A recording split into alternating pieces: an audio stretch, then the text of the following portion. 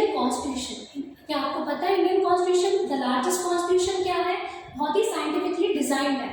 क्यों? क्योंकि हमारे यहाँ हर चीज बहुत ही सेग्रीगेटेड वे में और डिजाइन वे में ही आगे बढ़ती है। पहला ही आर्टिकल हमको ये बताता है कि हमारे कंट्री का नाम क्या है। ये लिखा गया है कि इंडिया दैट इज भारत। ये दो नाम कैसा क्या हुआ बेटा कि हमारी जब कॉन्स्टिट्यूएंट असेंबली में डिबेट चली कि हमको अपनी कंट्री का फ्यूचर कंट्री का नाम ही क्या रखना है, इंडिया के भारत। तो हमने आधे डिबेट्स का ये डिसीजन था, या उनका ये व्यू पॉइंट था कि हमको भारत नाम रखना चाहिए। भारत क्यों? क्योंकि हमको अपनी इंडियन सिविलाइजेशन की और प्राइड महसूस कराता है या उसकी झलक दिखाता है। क्योंकि ये सारे लिटरेचर जो हम पढ़ते हैं ये फॉरेन ट्रैवलर्स जो ट्रैवलर्स हैं उसमें भी किस वर्ड का डिस्क्रिप्शन है बेटा? भारत का। तो हमको इस सिविलाइजेशन की तरफ एक झलक दिखाता है। तो ये एंशिएंट लीगेसी है।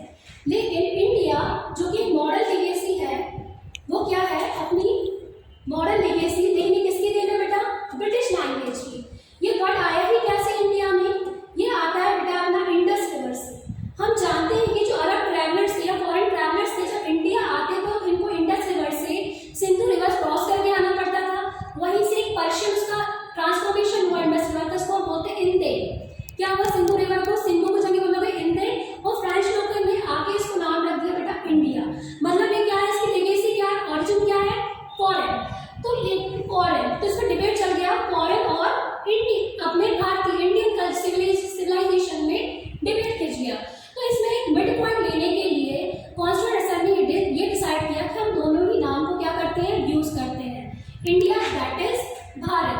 अब इस पर डिबेट भी चल रहा है। ऐसा क्यों? क्योंकि G20 की अभी समिट हुई थी। G20 में इन्विटेशन दिया गया है, उसका हॉलमार्क के लोगो जो हम बोलते हैं उसमें लिखा गया है प्रेसिडेंट ऑफ भारत। तो इसमें भारत शब्द का यूज होने लगा। लेकिन हम इससे पहले क्या देखते हैं? प्रेसिडेंट ऑफ इंडिया लिखता था, state bank of India, reserve bank of India, life corporation of India. India word use होता है, अभी भारत क्या नई चीज है। तो ठीक है, अब ये क्या होने लगा? भारत वर्ड का हम यूज करने का प्रेवलेंस आने लगा। तो इसमें सुप्रीम कोर्ट का स्टैंड क्या है? क्या हमको किस वर्ड का यूज करना चाहिए? कौन सा लीगल होगा, कौन सा इलीगल होगा? बेटा देखो, इंडिया और भारत ये दोनों ही वर्ड क्या है? एब्सोल्युटली ऑप्शनल है। आप कोई से भी वर्ड का यूज कर सकते हो, टोटली क्या है? ऑप्शनल है, both are legal. This does not require any kind of constitutional amendment, क्योंकि हमारा कॉन्स्टिट्यूशन तो बोलता ही है कि इंडिया दैट इज भारत, वो डिफाइन करता है इंडिया मतलब भारत। तो आप दोनों ही नाम का यूज कर सकते हैं। ये हमारी बात हुई नाम की। लेकिन आर्टिकल 1 इसके साथ हमको बताता है इंडिया क्या? It's a union of states. What is that? Union of state. ये होता ही क्या है बेटा? दो वर्ड यूज होते हैं, एक यूनियन और एक फेडरेशन। जो यूनियन और फेडरेशन में क्या अंतर होता है बेटा? वैसे तो India is a federal country. क्यों? क्योंकि हमारे स्टेट्स है और यूनियन है, दोनों के बीच में क्या है? पावर का डिवीजन है। हम क्या है? एक फेडरल कंट्री है। लेकिन तब भी हमने यूनियन वर्ड को क्यों लिखा है? क्यों? What's the reason?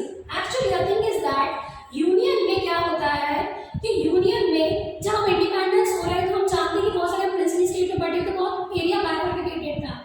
तो हमारी यूनियन ने स्टेट्स को जोड़ा और एक भारत बनाया। मतलब एग्रीमेंट किसके बीच में होगा बेटा?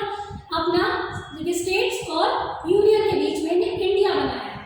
तो किसके बीच एग्रीमेंट हुआ? अपना यूनियन एंड स्टेट में। लेकिन क्या होता है कि फेडरेशन में स्टेट आपस में मिलते हैं, और एग्रीमेंट करते हैं और वो एक संघ का निर्माण करते हैं, संघ का कॉन्स्टिट्यूशन करते हैं, तो वो बनता है बेटा फेडरेशन। इसका एग्जांपल है अमेरिका। अमेरिका में क्या हुआ था? इंडिपेंडेंस के टाइम पे स्टेट्स ने आपस में एग्रीमेंट किया और एक कंट्री यूनियन बनाया। लेकिन वाइस वर्सा इंडिया में क्या हुआ था? 1947 में हमारे यहाँ यूनियन तो थी लेकिन स्टेट का वजूद नहीं था। स्टेट का वजूद कैसे आया? सरदार वल्लभ भाई पटेल ने इंटीग्रेटेड इंडिया बनाया। तो किसके बीच में एग्रीमेंट हुआ? यूनियन और स्टेट्स के बीच में। स्टेट्स के बीच में आपस में कोई एग्रीमेंट नहीं था कि इस वर्ड को नोटिफाई कर रहा है, इसलिए हमने इस वर्ड का यूज किया है यूनियन ऑफ इंडिया।